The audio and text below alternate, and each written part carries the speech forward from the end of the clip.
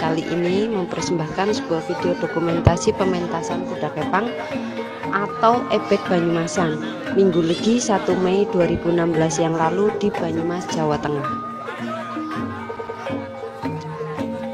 Seperti sama-sama diketahui, kesenian kuda kepang memang tidak hanya dimiliki oleh Banyumas. Karena itulah, untuk membedakan dengan kesenian kuda kepang dari provinsi lain, kuda kepang khas Banyumas ini lebih akrab disebut dengan ebek atau ebek Banyumasan.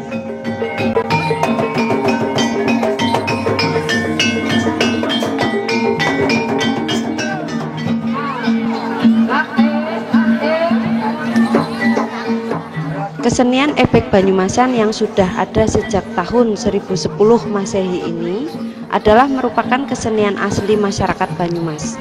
Jauh sebelum Kabupaten Banyumas itu sendiri berdiri saat Raden Djoko Kaiman, suami dari Roro Kartimas, putri Raden Warga atau Raden Warga Utama I Wirasaba, yang kemudian ditetapkan sebagai Bupati Wirasaba oleh Kesultanan Pajang.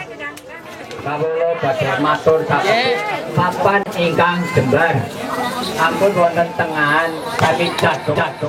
Pada tahun 1010 ini pementasan ebek Banyumas pertama kali digelar oleh Raja Wurawari, seorang raja dari tanah Banyumas yang istananya konon saat itu berada di selatan Karangkobar dan merupakan kerajaan Hindu di daerah Banyumas. Pagelaran ebek Banyumas sendiri saat itu pertama kali dipentaskan untuk atau sebagai perayaan Raja Wurawari mengalahkan Raja Dharmawangsa yang pada tahun 991-992 Masehi telah berhasil merebut beberapa daerah kekuasaan Sriwijaya.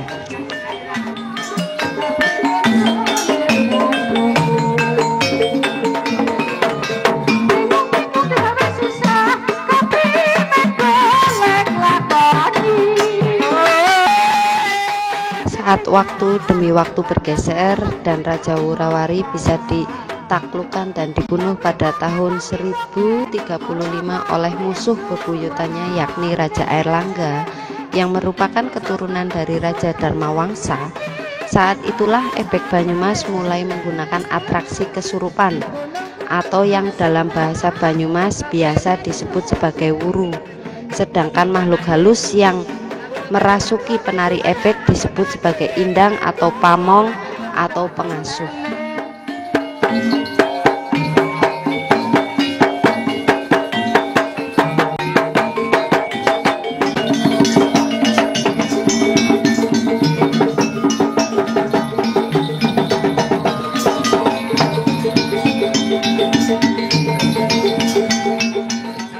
Maksud yang terkandung di dalamnya pada saat itu adalah memanggil roh Raja Wurawari dan bala pasukannya sebagai indang atau pamong atau pengasuh agar dapat mengenang kejayaan kemenangan Raja Wurawari saat mengalahkan Raja Dharmawangsa, ayahanda dari Prabu Airlangga.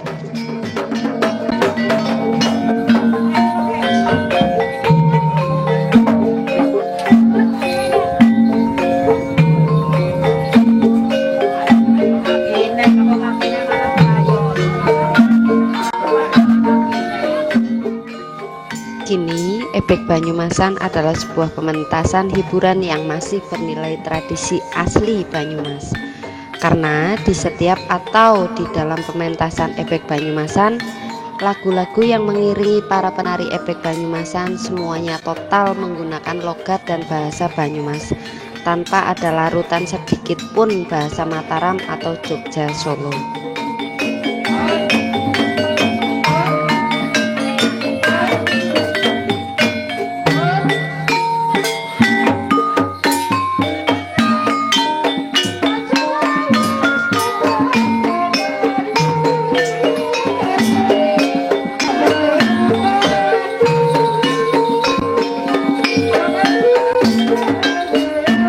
Kesurupan atau wuru dalam pementasan ebek Banyumasan itu sendiri pun tidak bisa serta-merta. Hanya penari-penari ebek Banyumasan yang telah terlatih dan melalui tahap ritual tertentulah yang bisa kesurupan atau kerasukan atau trance. Penonton kesurupan atau kerasukan jelas tidak mungkin, kecuali bila penonton itu adalah anggota dari Ebek Banyumas tetapi dari grup lain.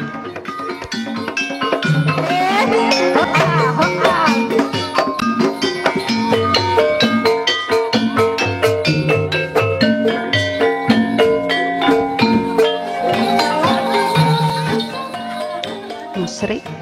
Kalau menurut saya tidak. Menurut Anda? Terserah Anda. Mengapa tidak menurut saya? Karena pada zaman Wali Songo atau Sunan Kalijaga dan Sunan Bonang sekitar tahun 1500-an Masehi, penyebaran agama Islam di wilayah Banyumas saat itu juga mempergunakan kesenian tradisional Ebek Banyumas untuk mengumpulkan massa sebelum menyampaikan syiar dan dakwah.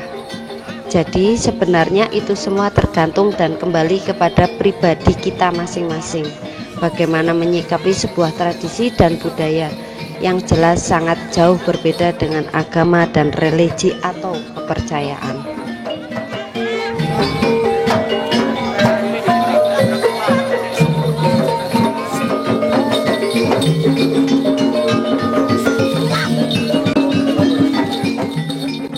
Demikian sedikit penjelasan saya tentang Ebek Banyumas dalam pengetahuan saya. Mohon maaf bila ada kekurangan dan kesalahan, karena itu mungkin merupakan kekurangan saya.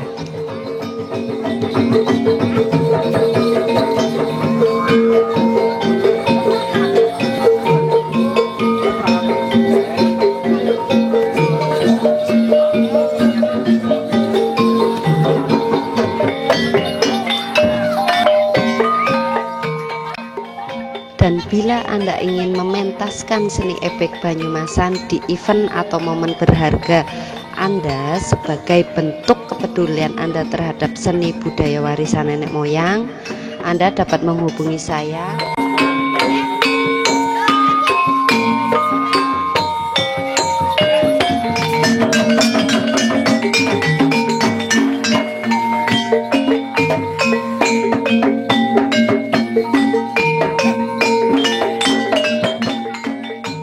Jangan khawatir, para penari pada pementasan Ebek Banyumas semuanya menggunakan seragam penari yang telah didesain khusus sedemikian rupa. Penari-penari Ebek Banyumasan dalam video ini yang menggunakan pakaian bebas adalah penari-penari bebas dari grup Ebek Banyumas yang lain yang datang pada event tersebut, kemudian turut menyumbangkan kemampuannya dalam pementasan Ebek Banyumas. Ini sama halnya seperti penyanyi tidak resmi dalam pementasan hiburan organ tunggal pada sebuah hajatan atau event yang biasa terjadi di masyarakat Indonesia.